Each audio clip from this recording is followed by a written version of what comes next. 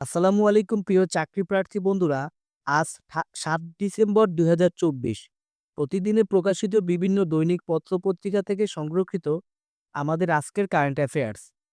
গতকালকের কুইজ ছিল তোমাদের জন্য, সম্প্রতি কোন দেশ থেকে বাংলাদেশ তাদের ভারপ্রাপ্ত উপ-হাইকমিশনার এবং সহ-হাইকমিশনারকে ফেরত নিয়ে এসেছেন? উত্তর হচ্ছে ভারত। বিবিএসের সাম্প্রতিক প্রতিবেদন অনুযায়ী দক্ষিণ এশিয়ার কোন দেশে মূল্যস্ফীতির হার সবচেয়ে বেশি? উত্তর হচ্ছে বাংলাদেশ। ঢাকা বিশ্ববিদ্যালয় কখন জাতীয় কবিকে সম্মানসূচক ডি.লিট উপাধি প্রদান করে? উত্তর হচ্ছে ১৯৭৪ সালে। স্বাধীন দেশ হিসেবে বাংলাদেশকে স্বীকৃতি দানকারী প্রথম দেশ কোনটি? উত্তর হচ্ছে ভুটান।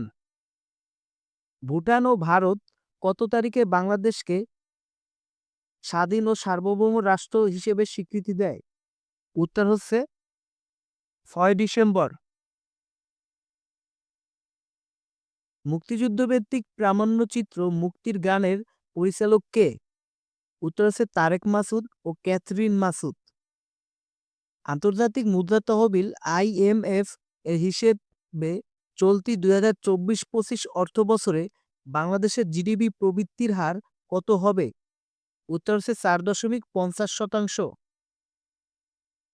ঢাকা-চট্টগ্রাম রেলপথের ঢাকা থেকে কুমিল্লা পর্যন্ত প্রস্তাবিত কর্ড লাইন নির্মাণে ঋণ সহায়তা দিচ্ছে কোন সংস্থা? উত্তর হচ্ছে এডিবি। বাংলাদেশের পুলিশের বর্তমান মহাপরিদর্শক আইজিপি কে? উত্তর হচ্ছে বাহারুল আলম। ইংরেজি সাহিত্যের জনপ্রিয় উপন্যাস ইউলাইসেস কে রচনা করেছেন? উত্তর হচ্ছে জেমস জয়েস। হরপ্রসাদ শাস্ত্রী কোথা থেকে বাংলা সাহিত্যের প্রাচীনতম নিদর্শন চর্যাপদ আবিষ্কার করেন? উত্তর হচ্ছে নেপাল। মার্কিন যুক্তরাষ্ট্রের প্রথম রাষ্ট্রপতি কে ছিলেন? উত্তর হচ্ছে জর্জ ওয়াশিংটন। সূর্যোদয়ের দেশ বলা হয় কোন দেশকে? উত্তর হচ্ছে জাপান। শিক্ষার্থী বন্ধুরা, আজকে এ পর্যন্তই। তোমাদের জন্য আগামীকালকের কুইজ থাকবে, আউলিয়ার দেশ বলা হয় কোন জেলাকে? তো আজকে এ পর্যন্তই। অবশ্যই ডেইলি শিক্ষার ইউটিউব চ্যানেলকে ফলো করবে। ধন্যবাদ সবাইকে।